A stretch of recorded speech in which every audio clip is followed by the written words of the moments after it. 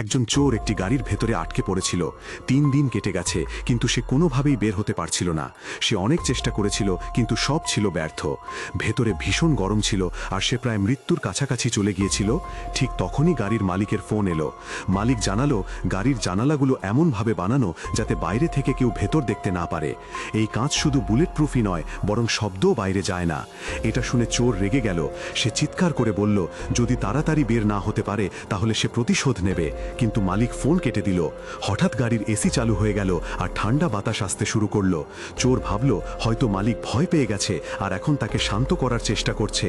সে সামনের সিটে গিয়ে বসে ঠান্ডা হাওয়ায় আরাম করতে লাগলো। কিছুক্ষণ পর তার অদ্ভুত লাগতে শুরু করলো। বাতাসের গতি বাড়তে থাকলো, আর ভেতরের তাপমাত্রা দ্রুত কমতে লাগলো। তার ঠান্ডা লাগতে শুরু করলো, আর সে দ্রুত কাপড় পরে নিল। তারপর সে একটা পত্রিকা ছিঁড়ে বাতাসের রাস্তা বন্ধ করার চেষ্টা করলো। যখন সে ঠান্ডায় কাঁপতে লাগলো, তখন মালিক রিমোট দিয়ে এসি বন্ধ করে দিল। তারপর আবার ফোন করলো। এইবার চোর পানি চেয়ে অনেক অনুরোধ করলো, কিন্তু মালিক আবার ফোন কেটে দিল। এখন চোরের মনে হলো আর কোনো আশা নেই। যদি সে বের হতে না পারে তাহলে তার মৃত্যু নিশ্চিত।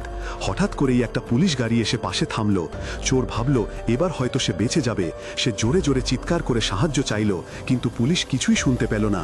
তারা শুধু এসেছিল নো পার্কিংয়ের জন্য জরিমানা দিতে। অফিসার গাড়ির কাছে টিকিট লাগিয়ে চলে গেল। চোরের আশা আবার ভেঙে গেল। কিন্তু ঠিক তখনই আরেকজন চোর এসে গাড়ি খোলার চেষ্টা করতে লাগলো, কিন্তু তারও ভাগ্য খারাপ ছিল।